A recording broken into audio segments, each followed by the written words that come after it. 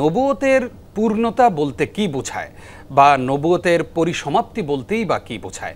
ইসলামের আকীদার বিষয়গুলো যদি আমরা সামনে আনি, তাহলে নবুয়তের পূর্ণতা বা পরিসমাপ্তির বিষয়ে আমাদের আকীদা কেমন হবে? আলহামদুলিল্লাহ, সালাতু ওয়াসসালামু আলা রাসূলিল্লাহি ওয়া বাদ। ধন্যবাদ আপনাকে চমৎকার প্রশ্নটি করার জন্য। দেখুন, প্রতিটি জিনিসের পরিসমাপ্তি থাকে। আল্লাহ সুবহানাহু ওয়া তাআলা বাদে এই পৃথিবী, এই মহাজগৎ, আসমান জমিন, তারকারাজি, মানব দানব, জিন ইনসান, ফেরেশতা যা দেখতে পাচ্ছি কোনো কিছুই ছিল না। যা ছিল না তা আবার থাকবে না, শেষ হয়ে যাবে। পৃথিবীতে মানবজাতি এসছে, এটা কোটি কোটি বছর হয়নি। মানবজাতি এসছে, আমরা যদি মোটামুটি একটা পরিসংখ্যান লাগাই তাহলে দেখা যাবে যে ৮,০০০-এর বেশি, ৮,০০০ বছরের বেশি হয়নি। নবুয়ত শুরু হয়েছে প্রথম মানব আদম আলাইহিস সালাম থেকে।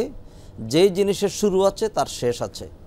এইভাবে নবীর পরে নবী, নূহ আলাইহিস সালাম আসলেন, ইব্রাহিম আলাইহিস সালাম আসলেন, তারপরে নবীর ধারা আল্লাহ সুবহানাহু ওয়া তাআলা ওপেন করে দিলেন। ঈসা আলাইহিস সালামের পরে ৫০০ বছর পর্যন্ত আল্লাহ নবুয়ত বন্ধ রাখলেন। এরপর আল্লাহ সুবহানাহু ওয়া তাআলা সর্বশেষ নবী পাঠিয়ে দিলেন। মানে হলো যে তোমাদের কিয়ামত, পৃথিবীর পরিসমাপ্তি সন্নিকটে।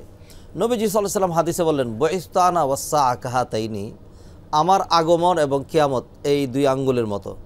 এই দুই ফিঙ্গারের মাঝে যেরকম অন্য কোনো ফিঙ্গার নাই, তো নবীজি সাল্লাল্লাহু আলাইহি ওয়াসাল্লাম বলে দিলেন, আমি এসছি, মানে এরপরই কিয়ামত আসবে। যেহেতু কিয়ামত আসবে, আল্লাহ সুবহানাহু ওয়া তাআলা নবীজির রিসালাতকে একটা সার্বজনীন রিসালাত, একটা দীর্ঘ সময়ের রিসালাত করে পাঠিয়েছেন। এই রিসালাতের মাধ্যমেই আল্লাহ সুবহানাহু ওয়া তাআলা নবুয়তের পরিসমাপ্তি ঘটিয়ে দিয়েছেন এবং এরপরেই কিয়ামত, যেমনটি নবীজি সাল্লাল্লাহু আলাইহি সাল্লাম বলেছেন। তবে হ্যাঁ, কিয়ামতের আগে নবীজি বলে গিয়েছেন বড় বড় 10টা নিদর্শন আসবে, আর অসংখ্য ছোট্ট ছোট্ট নিদর্শন তো রয়েছেই। নবী মুহাম্মদ রাসূলুল্লাহ সাল্লাল্লাহু আলাইহি সাল্লাম তিনি বললেন হাদিসের মধ্যে, আনা খাতামুন নাবিয়্যিন লা নাবিয়্যা বাদি, আমি হলাম সর্বশেষ নবী, আমার পরে আর কোনো নবী আসবে না। তবে আল্লাহ সুবহানাহু ওয়া তাআলা আগে যেরকম নবীরাই দিনের কাজ করতেন, এই উম্মার জন্য আল্লাহ আরেকটি বৈশিষ্ট্য রেখেছেন, সেটা হলো আল উলামা ওয়ারাসাতুল আম্বিয়া। আলেমরা হলেন নবীর ওয়ারিস। নবীজি চলে গিয়েছেন, মাত্র 23 বছর তিনি নবী ছিলেন। ইসলাম তখনও জাপানে, আমেরিকায়, আফ্রিকার গরদূরে পৌঁছায়নি। আল্লাহ সুবহানাহু ওয়া তাআলা তাকে নিয়ে গিয়েছেন, কিন্তু ইসলামের পরিসমাপ্তি থেমে থাকেনি। আজকে মুসলিম বিশ্বের সংখ্যা, মুসলিম কান্ট্রির সংখ্যা 57টির বেশি। আর পৃথিবীর এমন কোনো দেশ নেই যেখানে মুসলিমদের পদচারণা ঘটেনি, এমন কোনো দেশ নেই যেখানে একটি মসজিদ নেই। প্রাচ্য থেকে পাশ্চাত্য পর্যন্ত আল্লাহ সুবহানাহু ওয়া তাআলা ইসলাম পৌঁছে দিয়েছেন। এবং সেই জন্য খোলাফা রাশেদিন, সাহাবায়ে কেরাম, তাবেঈন, তাবেঈন, আইমে মুজতাহিদিন, উলামায়ে কেরাম তারা অনবরত কাজ করে গিয়েছেন। অতএব নবী মুহাম্মদ রাসূলুল্লাহ সাল্লাল্লাহু আলাইহি সাল্লাম তিনি শেষ নবী। তার এই কাজটা একটা সীমিত সময় পর্যন্ত চলবে।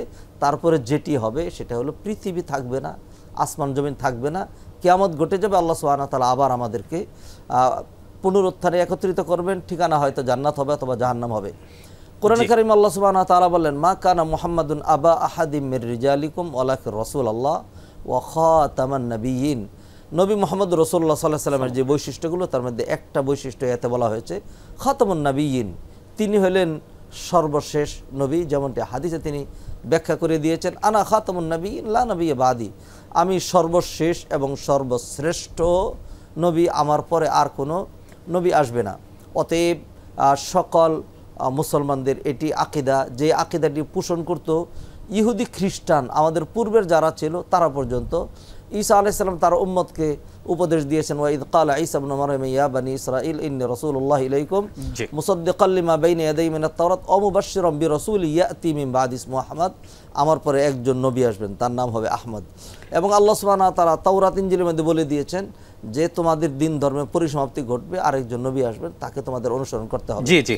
তো এই ধারায় আল্লাহ সুবহানাহু ওয়া তাআলা যাকে সর্বশেষ পাঠালেন, নবী মুহাম্মদ রাসূলুল্লাহ সাল্লাল্লাহু আলাইহি সাল্লাম, তিনি সর্বশেষ এবং সর্বশ্রেষ্ঠ নবী। এটি হলো আহলুস সুন্নাত ওয়াল জামাত সহ সারা বিশ্বের মুসলমানদের সহিহ আকীদা।